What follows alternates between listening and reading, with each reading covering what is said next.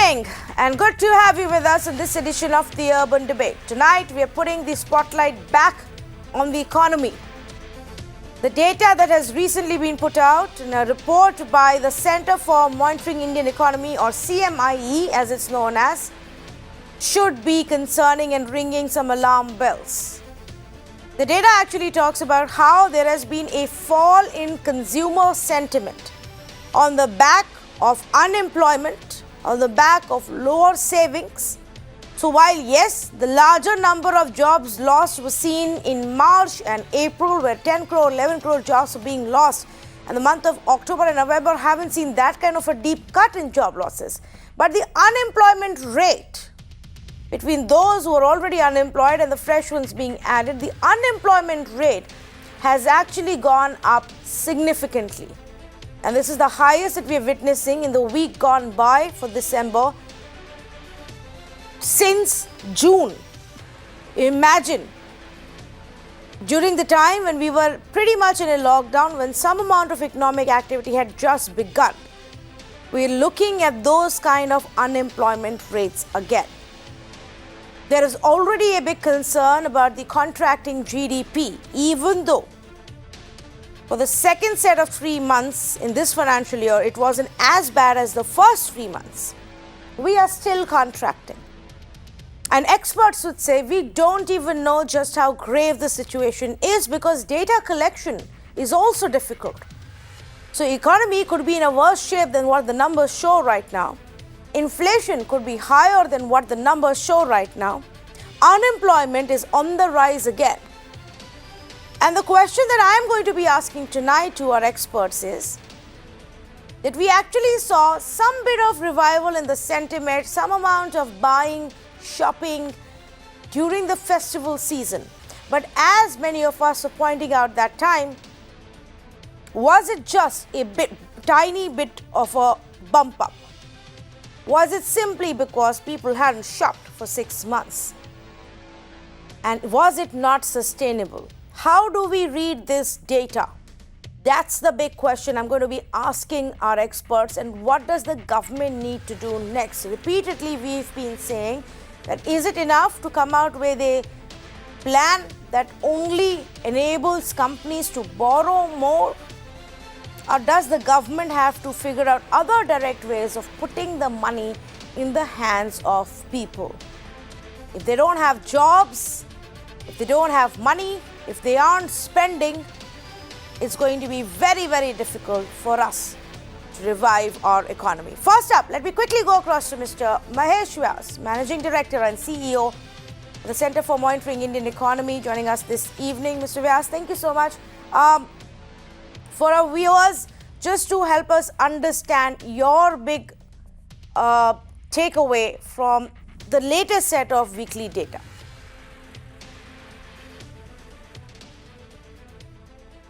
Okay, we're just going to go across to MAHESH VYAS in just a bit. Let me also say good evening to other panelists who are joining us right now. LALIT AGARWAL, Chairman and Managing Director for the V-Mart, Chairman of the Northern Council of Retailers Association of India, Professor Santosh Mehrotra, Senior Economist, also joining us, R. Sriram, Associate Editor for Economic Times, also with us this evening, Professor Aman Agarwal, Director and Professor at the Indian Institute of Finance, VINKESH Gulati, President for the Federation of Automobile Dealers Association, with us this evening. Professor Santosh Mehrotra, we've spoken about this earlier, how not to get too carried away with data over a short period of time. But would you be concerned with what we are looking at even as a weekly unemployment data of us going back to the June levels? Well, what CMIE has reported is numbers for November, and this an additional 35 lakhs of people are jobless, over and above those who were jobless in October. Now, please remember that pre-pandemic, we were already at a 45-year high in unemployment rate. And at the same time, as young people who are of working age is increasing, and increasing at an accelerating pace, those looking for work was falling then. Why? Because there were millions of discouraged workers who had stopped looking because of the unemployment rate having gone up, because youth unemployment had tripled between 2013 and 2019. Now, post-pandemic, with the economy actually contracting in an unprecedented manner, worse than any other G20 country, we shouldn't be surprised that unemployment has swung back up. Yes, we saw a slight recovery post-unlock. There was a lockdown for several months, then there was a slow unlock began, and there was a recovery, there was the festive season. The festive season's gone. We can't be in festive season the whole year round. So we are not surprised that the unemployment rate has gone back up. And honestly, the result of all this is going to be increasing poverty. And notice that profits of corporates, listed companies, have been at an unprecedented high. So in other words, inequality is increasing. So millions of people losing jobs, poverty increasing. On the other hand, profitability of listed corporates is actually shooting up. So they're taking money abroad. This is the situation that we need to learn to live with. But what I'm trying to understand, Professor Mehrotra, is where is this additional loss going to be coming from? Is it because those who managed to survive through the lockdown, cut costs initially, look at other ways, have now run out of ways and they're now simply laying off people, shutting down businesses? What could it be? Tanvi, the profitability in Q2 rose of listed companies because they cut precisely costs. what you said, that over that, yes, they cut costs. How did they cut costs? They shed labor, they shed workers. So unemployment increased. That's what you're seeing. Secondly, they reduced wages of those who were left behind on average. Now, there may be some corporates who might have increased workers. Obviously, in the e-commerce business, we're looking at on the whole. And in addition, there is an additional factor why their costs were lower, was because they were sitting on raw material inventories, which they then used for ramping up production closer to the festive season. That's why you saw a recovery as well as massive profits. That's basically the story.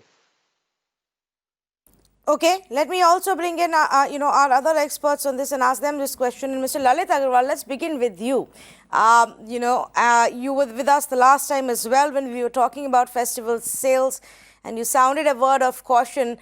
Is there a change in the consumer's behavior now, post-festival season? Yeah, hi, good evening. Definitely, we have seen a lot of ups and downs.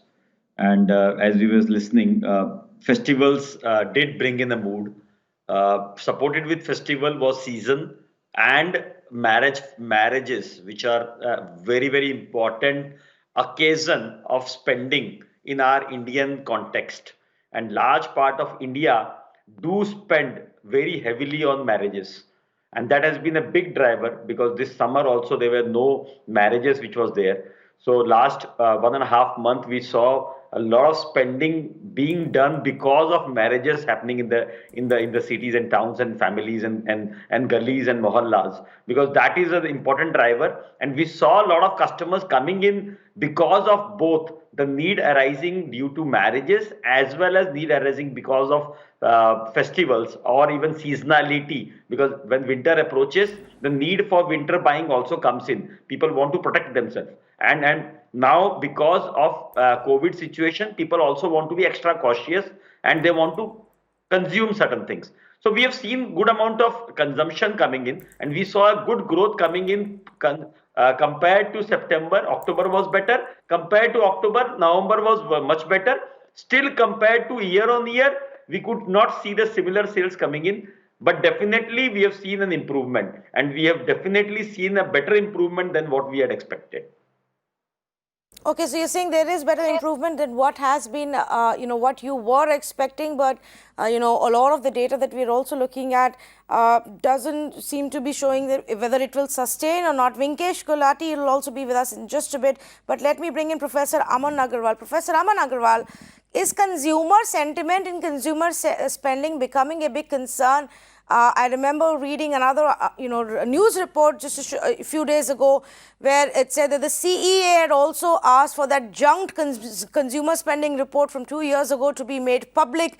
Now, as the government prepares for the budget, they also clearly need to look at this data, figure out what's going on. Your own assessment of why, to the extent of pain that people are facing, why they're not spending, have they run out of their household savings, what's happening? No, I think, Tanvi, it's very clear, as pointed out by previous speaker also, that there is positivity which is setting into the mood in terms of consumer spending. But the fear of, death is still not gone away, with the COVID wave still being there on the heads. Although there has been some respite with some companies coming out internationally talking about the COVID vaccine, but that is still not yet tested if it really will work or will not work in the real sense, because people are developing allergy, that we still do not have that particular medicine available to people at large. So there is this fear, psychosis, which is there before people, which is actually deterring people to go to markets and go about spending or doing things. As a test run, I did go to some of these marketplaces around Noida, and I was surprised to see so many people with so close proximity, completely violating social distancing norms. But they were there in terms of doing shopping and other things, which was a surprise to me. So there is that attitudinal change which is taking place, but if you think that it will happen overnight because of the fear factor still existing, I don't think that will happen. But as far as the result is concerned, not only here, but even international agencies like the Moody's and other international agencies have actually projected a better growth as against what they were projecting, or a lower dip as against what they were projecting earlier. And that clearly is a reflection of the fact that there is a rise in the consumer spending as well as consumer confidence in the market's growth and the bullishness of the Indian economy. So then what explains, Professor Agarwal, the loss in number of jobs that we are looking at right now at this time period? Correct. You see, the number of jobs which have been lost are not just now. They have been accumulating. Large number of organizations, employers have been holding on to certain positions. But given the fact that they have not had the requisite revenue, which would have come in the last 6 to 8 months, and that is one reason that they are going slow on some of these jobs, and many of them have lost it as well. So I know a couple of companies where people are not turning up for jobs, and some of the employers have told them either you turn up for jobs or we have no option but to relieve you, or you come. When you start joining in back again, we'll start paying you back again, because we can't keep paying you for sitting at home. And this is some of these IT companies as well, where actually works could be done sitting at home also. But even then, some of them have been asked to join offices. And this is something which is deterring away, because the revenue losses which large number of organizations have had is detrimental to their own growth, and they would like to sustain themselves so that they can be a going concern and ultimately hire these people back if they need to in terms of going forward. But certainly there has been a hit, and it's not only in India, worldwide this kind of a hit has taken place. No, that's fine. Worldwide, there is, of course, in different countries, it's at a different level. We've been hit harder, which is also understandable because our economy was already struggling in a downwards direction, and we've had the toughest of the lockdowns over a longer period of time. So we are witnessing and registering the impact of that now. Let me ask Mr. Sriram. Mr. Sriram, good evening to you. To your mind, what explains this, again, a higher number of job losses in the last couple of weeks that we are looking at? One would think that the worst was behind us and that more and more industries, as they reopen, will start hiring more people. Tanvi, I don't think the worst is really behind us. I think a lot of improvement has taken place since June, July, when the lockdown was lifted across most parts of the country. But the worst is still not definitely behind us. I think you must remember that a lot of service industry jobs, especially jobs and businesses relating to the hotel industry, the tourism industry, the restaurant industry, and much of the service industry is built around these sectors, are still not functioning fully. Even if they are functioning fully, they are not getting the same kind of tourists or customers that they were hoping to get or they were getting last year. There have been a lot of layoffs in these sectors. There have been a lot of job losses in the SME sectors, where things have not really improved to a great extent. We've seen a major dramatic improvement in a few very high-profile consumable items, very high profile items like the auto industry, auto sales have been very good. The smartphone sales have been very good. The durable white goods sales have been very good. Home sales are picking up. So hopefully, if that trend continues on home sales, you're going to see a lot more workers coming back to the cities to work on construction jobs, which they're probably not doing right now, or probably even if it is happening in a slow, halting way because there is a bit of a bureaucracy involved in getting some workers onto the job. So I think we still have to wait for some more time to see how the job situation pans out. It's going to take a bit more time because much of the industry, much of the services industry, and much of the construction industry is going to fully recover and going to be fully operational only when the complete lockdown is lifted. And that will probably only happen after the vaccine comes and is shown to be effective. Okay, I actually, before we go to the next next aspect, I want to also bring in VINKESH Gulati, Federation for the President for the Federation of Automobile Dealers. Mr. Gulati, the other sign that we very closely track is, of course, how many people are showing interest or buying two-wheelers and four-wheelers from the festival period to now to pre-COVID times. How are things? So, good evening, Tanvi. No doubt, we have seen a very good festive season this time, and but it's a mixed bag. If we talk of different categories, so we have seen good sales, positive growth in the passenger vehicle segment and the tractor, but the two-wheeler, the commercial, and the three-wheeler segment has not seen that growth, but they have actually degrown as compared to year on year if we compare on festive. So obviously, this is a mixed bag. There are a lot of passenger vehicle dealers who are hiring at this time because the figures are back, and we have seen a lot of our employees going back when the lockdowns happened to their villages, and most of them who have gone back, 50% haven't yet come back. So wherever the things are good, we have again started hiring our apprentices where it shows that the economy is good and we need numbers. But obviously, if you talk on the two-wheeler front or the commercial vehicle front, there the dealers, the position is still challenging, and due to that, the recruitment is not happening. And I'll not say that pink slips is being issued, but most of the people who have left those dealership and gone back to their villages or wherever they were living, they are as of now not being called back. So it's a mixed bag, and but overall, auto industry has been seeing a V-shaped recovery. So we hope things will improve in coming 1 or 2 months for all the categories. So let me ask you this question, because obviously there are various aspects. One is what you sell, the amount of staff that you have at your dealer level. The second one would be before that at the manufacturing stage and an amount of labor that is being employed there.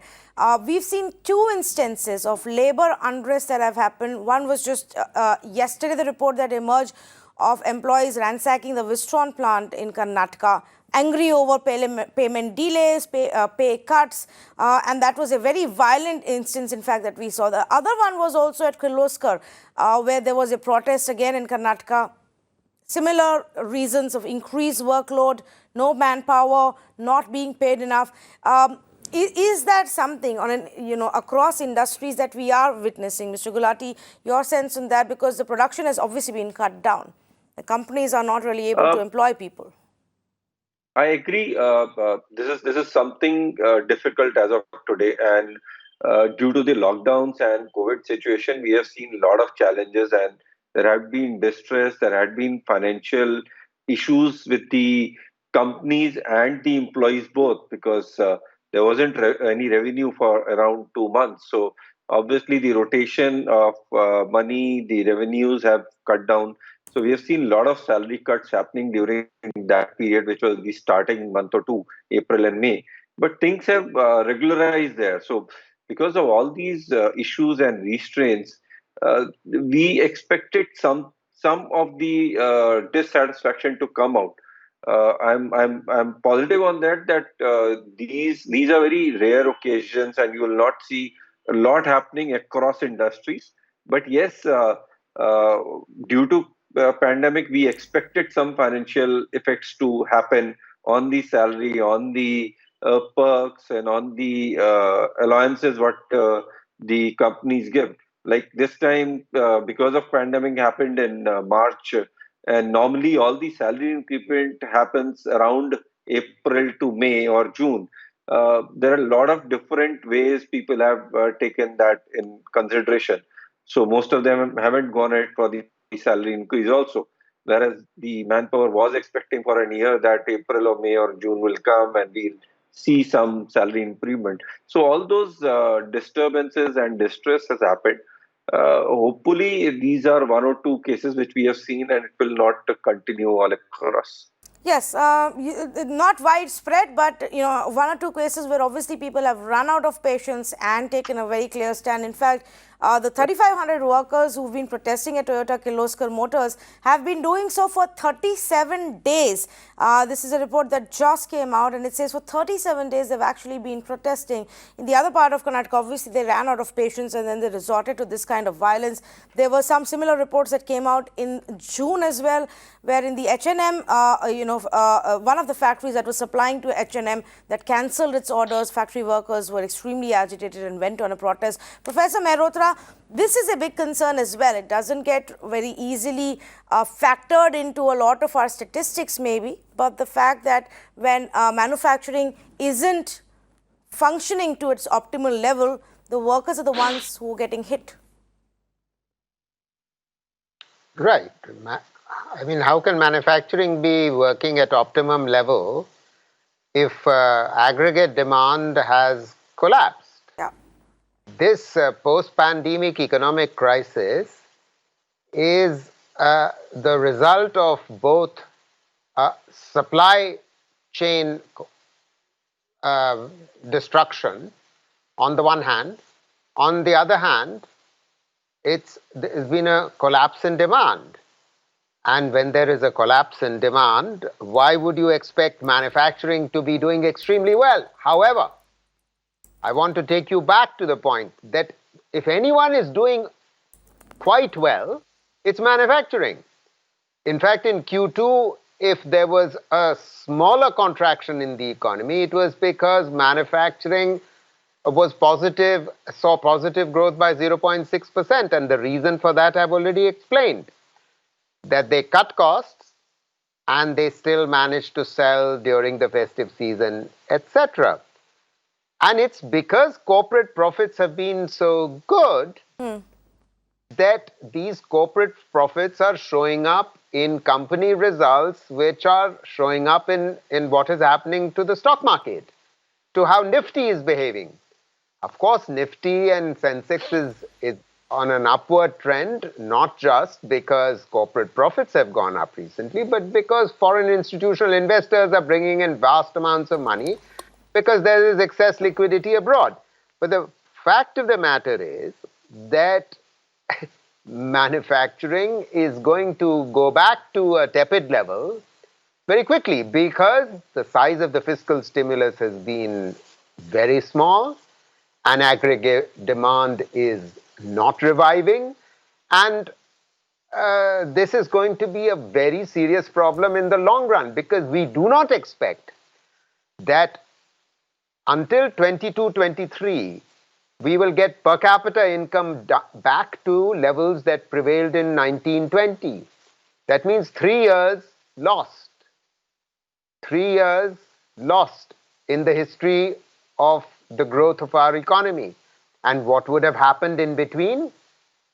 Millions of people would have gone into poverty. Let's just tell you what happened with malnutrition. It's because wages have not been rising from before the pandemic. Wages were stagnant. As a result, you find that malnutrition, child malnutrition has actually gone up in 13 of the 22 states for which, over the period 15-16 and 18-19. This is National Family Health Survey data. So, in other words, poverty is now growing and it is in your face, and the government's own data is telling us that.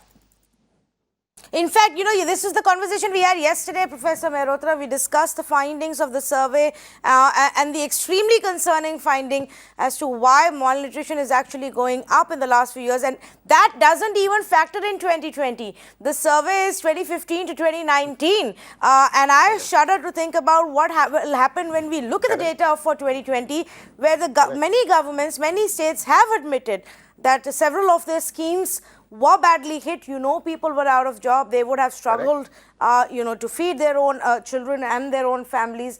So, I mean, we'll only find out about that part in just a bit, in a few years maybe. Yes, Mr. Lalit Agarwal, you wanted to make a point. Go ahead, please.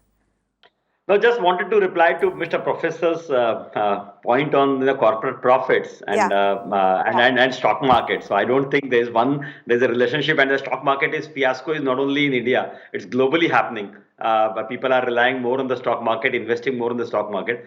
But definitely the profitability that the corporates are getting is getting derived because of cutting down the inefficiencies and cutting down the wastages which were there, and trying to concentrate more on their focused areas. I think that's what is happening. They have not increased the prices. Rather, we are seeing inflation happening. We need to also see how is the worker behaving, because even the worker today, wherever there is a demand, because I have like more than 700 suppliers supplying to our organization, and these are primarily very low skill kind of job, tailor kind of job, where they are not getting workers and workers in the cities, because the problem is workers have gone back to the villages. They are not coming back. They don't want to come back and work on this environment. So the whole point that we need to drive all together, that we need to show them the path that the normalization is expected. We need to bring them back, and we need to give them confidence that the job is available and there is a demand, and the demand is going to come back, because ultimately life is coming back to normalcy, and we are definitely seeing life coming back to normalcy in smaller towns, in rural places, in normally in tier 2, tier 3 towns.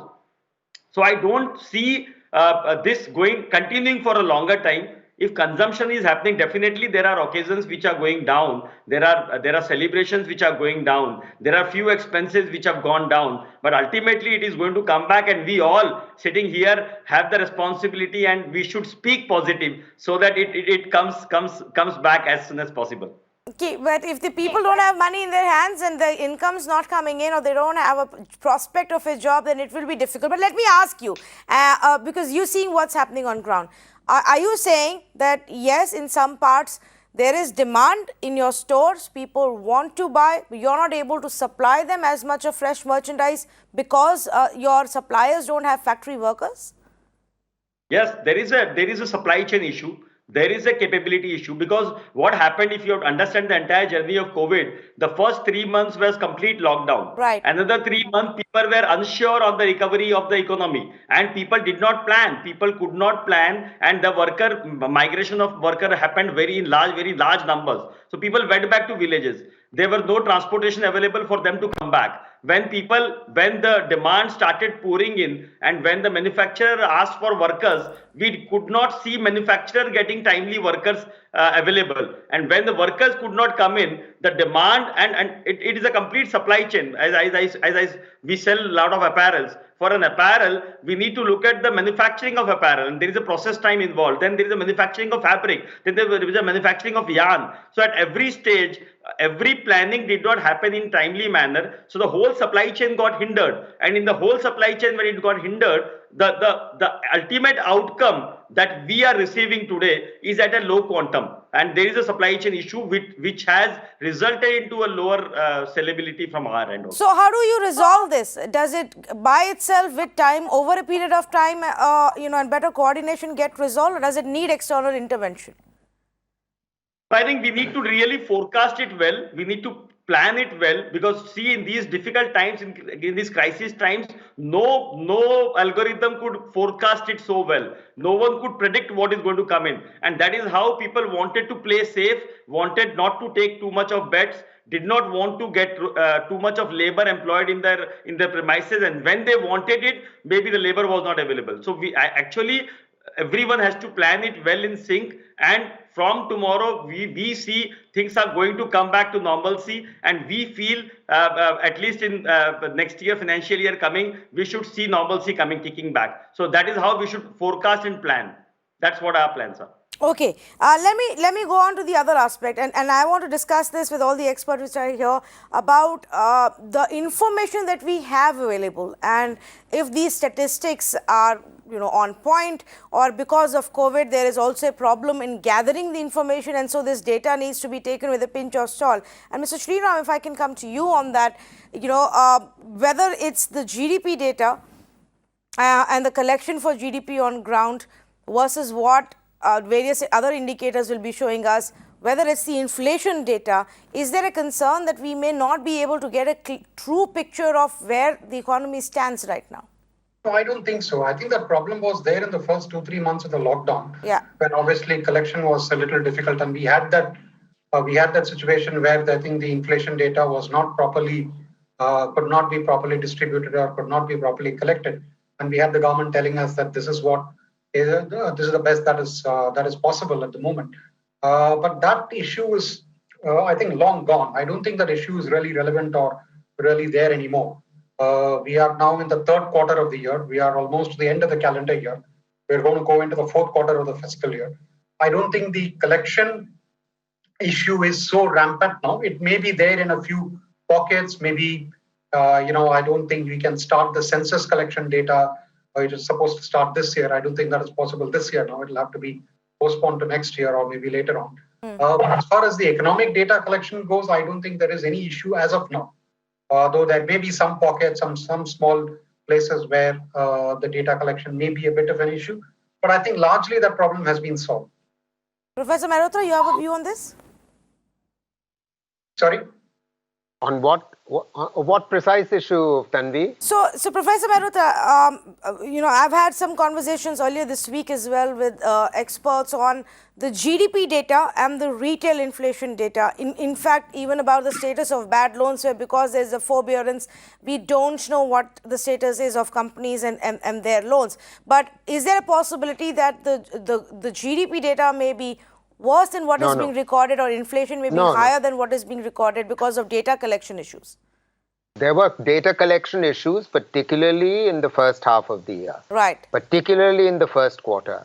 There are much fewer data collection issues from this point onwards, from this third quarter onwards. So I would agree with Sriramji. Okay, so let's talk about what can be done from here on. Is it, Professor Agarwal, is it an economy that finds its own path? Does it require additional intervention from the government? We've had details of the first round of pre-budget meetings between the government and the industry, where the industry seems to be saying, look, you just need to focus on growth. You leave your fiscal management, immediate target aside for a bit, make a new 3-year plan. It's okay if you spend a little more, borrow a little more, but we need to get growth started. To what extent do we need the government to intervene to restart the economy from here on? You see, Tanvi, the first and the most important component is to get life back into place. And that is that we are able to resolve this fear psychosis which is there because of COVID. And that can only be done through the welfare measures which the government is taking in terms of getting the medicine on the ground. Until the medicine comes on ground, people, large number of them, whether it is manufacturing or the services or other sectors, would not find it comfortable enough. Large number of educational institutions itself are now leaving the government education institutions or universities. Large number of other institutions in this country are not getting any students enrolled this year, saying that they are ready to take a break for a year because of the fear that they will lose their child, whether it is school or college or other kinds of education. Now, this is where the fear psychosis needs to be broken by the government, and that the government is trying to see that the COVID medicine comes in as early as possible, so that this fear psychosis takes a break. The second thing which the government is also trying to do is to boost investment, and through investment, boost growth. Now, if we do not have investment going in, we will not see institutions or organizations coming in. And fortunately, the foreign direct investment has shown a positive signs despite the COVID thing. So there is still, and it is not reinvestments of the earnings of companies here, because that's what most people used to say when foreign direct investment used to be talked about, that is the companies who are reinvesting, but it is fresh money which is coming in terms of development. Fortunately, there are only 2 or 3 countries where we are seeing the vaccination products coming in and huge chunk of sales expected to happen. And again, fortunately, India's vaccination, which is getting produced, is expected to be at one of the lowest possible costs. And as a result, we may have a huge buyer intake, which may take place not only within the country's requirement, but even overseas, outside, where we may end up supplying some of these vaccines to go forth. So I think the government is trying to do its bit. It is the foremost responsibility that they bring in that peace in mind and the peace of health, which needs to be taken care of before they can get to the second phase. And as far as some of the industries which have shown the robustness and growth, whether it is automobile, is been because of also the regulators in specific, because the regulators a couple of years back brought in this 10 and 15-year rule, which was there because of the NGT. And as a result, the asset, which is a lifelong asset for a family or an individual, became a redundant asset, and people stopped buying such kind of assets. Now that that ruling has come and the Supreme Court has taken a call on it, we are seeing the rebound factor coming back, and we are going to see that spur take place in almost all industries, as my colleague from the industry also mentioned about going to be there. The supply chain hitches would be there, but it will be replaced, because not everybody from the rural India will come back into the urban India. Some of them will come back, some fresh blood will also come back, so there will be some dismantling, but that I think is a matter of 3 to 6 months, provided this vaccine comes into place in time. Professor Agarwal, from all the conversations that I've had with vaccine experts, even if the vaccine does come in time, which is say next month, as soon as next month or February, you and I and a large percentage of the population in our country is not going to be getting it at least for the next 6 to 8 months, if not more than that. So I think we can very confidently say that the next year, the vaccine or the immunization plan is not going to directly show us an impact on anything else. No, Tanvi, I appreciate your point of view, but you see, India has a different psychology here. Here in India, unfortunately, bombs drop in cities, terrorist attacks takes place, and the life returns to normal within a week. Correct. Whereas in a country like United States of America, when this twin tower fell down, the life had stagnated for a period of almost about 9 to 10 months. I was in the United States at the World Bank at that time, and I saw the way stagnation took place in life.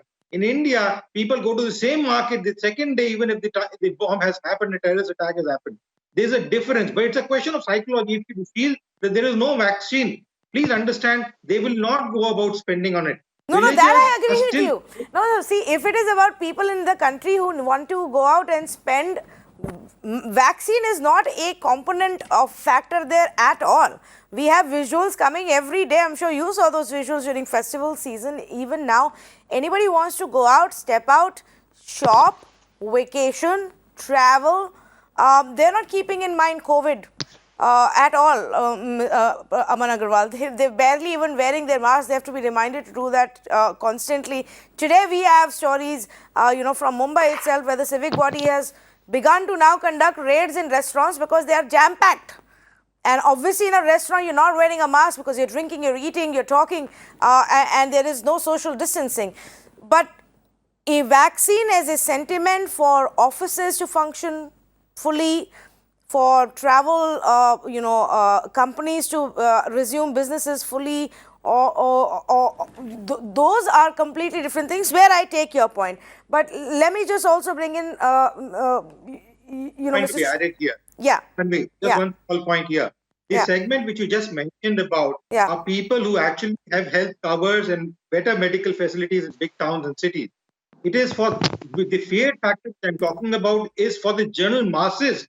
The people, the gentlemen from the industry of ancillaries were talking about, wherein manufacturing people have to come into place. Where people, you see, I have people, professors who have COVID in organizations. We are not wanting them to come back because other people in the organization feel that they could be a recap factor and they could in fact impact. Now, if there is a vaccination as a policy measure, we have decided that we will give that vaccine immediately to all employees free of cost at our cost of the institution. Now, as a result, when we do that, there will be a self kind of a feeling that, yes, there is no problem even if someone had COVID, but he is now negative, I can work with him. And that fear factor is not amongst the middle class or the upper middle class, but more with the lower class, which segment which we have been talking about, which will ultimately actually boost large kind of consumption, not the way I or you eat in the market. Okay, fair enough. Mr. Sriram, my last question to you before we, move on from this part. What is it, does the government need to intervene again, and with what kind of a support system to, further revive the economy? I think they need to intervene. They need to keep intervening for the better part of next year and probably even the year after that, if the situation so warrants. I think they understand that. They have said right from the beginning, I think it was April or May, the government officials kept saying that we treat this not as a sprint but as a marathon. And a lot of the criticism that has come against them about the fact that they haven't done this, they haven't done a demand, done anything to spur demand, is legitimate criticism, is well-directed criticism. But at the end of the day, they recognize the fact that this is something that they need to keep doing over a long period of time. This is not something they can make a one big bang announcement and then stop. So I think what we will probably need next year, as the vaccine starts rolling out and as the people who have taken the vaccine start coming out, and as the public transport services slowly start coming back to some kind of normalcy, is that you need some kind of demand incentive. Now, whether that incentive needs to be given in the form of income tax cuts or GST cuts on passenger cars or two-wheelers or other items of mass consumption, I think that can be discussed, or whether it needs to be targeted at real estate, I think, or a combination of all three. I think a lot of that stuff is probably going to be discussed, and we need something like that. I think there has been, the focus so far has been to keep the fiscal deficit in check. Don't spend too much. Don't put everything in one basket. Don't announce everything at one go. But at the same time, keep the welfare measures going and try and see how the economy performs, and then come up with new measures. I think that is the path at which the government is taking. So next year, I don't see them pulling back. I don't see them pulling back, and I don't think they should pull back. I think they should go out and do more, whether it's infrastructure spending, whether it is tax cuts aimed at drawing more consumers, income tax cuts, probably helping them spend and save more, probably spend more and not so much of saving. I think they should keep doing that. I think that is something that is clearly recognized, and I think that will probably, you'll see a lot of that happening hopefully next year. Okay, I'm completely out of time. Thank you so much to all of our panelists for joining us. I hope what Mr. Sriram, you're saying, it actually works out, where the government actually recognizes and follows up on the need to take steps that puts in more money in the hands of people. So far, the government has been very, very stuck on with their fiscal deficit plan to say, no, we cannot spend too much, we will not borrow too much, we need to stick to this plan. So we will come up with other measures that will enable you to borrow more, and you can borrow from the banks or under various schemes and sustain your own businesses or start a new business. But we're not going to give you any other kinds of leeway because we can't afford to. Now, that's what the experts say hasn't really helped us too much. And if you actually talk of a stimulus package, that stimulus has to be there in other ways and formats. So let's wait and watch. Anything between now and the budget, all the meetings are going to be about what the government can really bring in via its budget announcements. Maybe even before that, you never know with the government. But the hope is that with the kind of data we are looking at, with the consumer sentiment that's going down, with the unemployment that still seems to be a concern, with the GDP that is, of course, still contracting, and inflation that's still inching up and is way beyond the comfort levels of for the Reserve Bank of India, forcing them to go into a pause mode even with their interest cuts, means that a lot more has to be done. In fact, to understand the statistics that I was telling you earlier about, I've got Mr. Mahesh VYAS joining us right now. Mr. VYAS, thank you so much, and great to always have you on the show. If you can help our viewers understand the recent numbers that your organization has picked up, how do you read them? How is it that we are looking at the kind of unemployment rates that we saw in the month of June?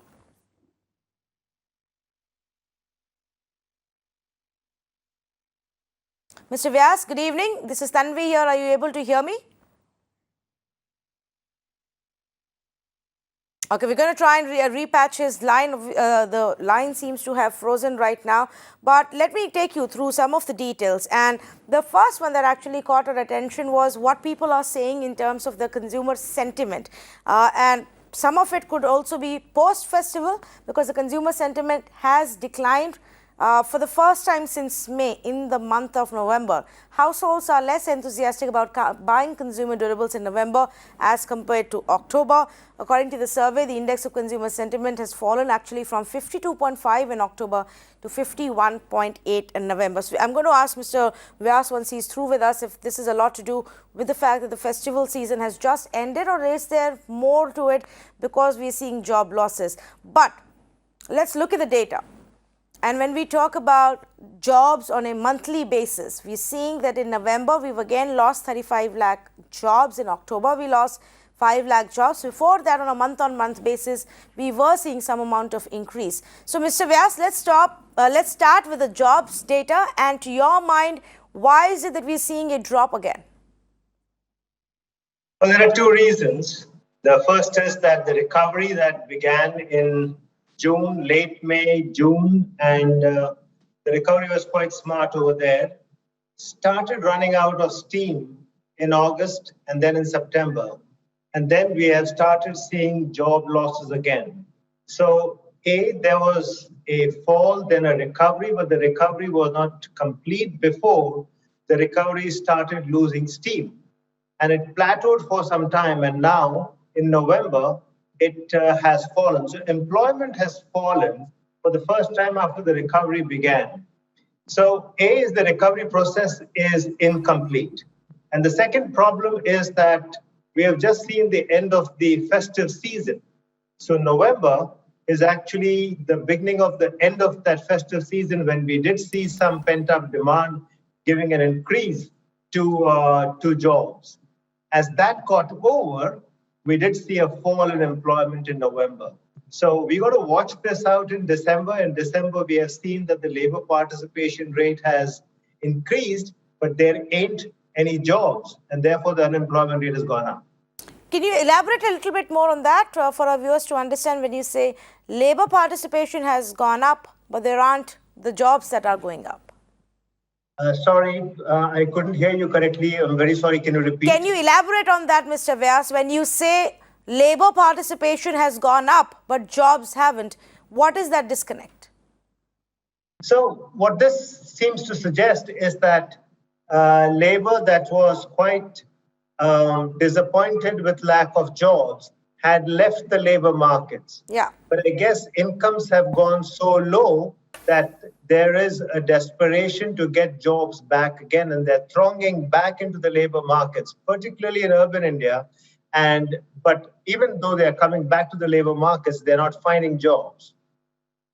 Okay. The other aspect I wanted to ask you was, so then is it too soon, or can we say that perhaps the little bit of bump up that we saw in festival season was just a short-term blip, maybe because of the 6-month pause period that we had, and it's too soon to say if we are able to beginning to see a turnaround?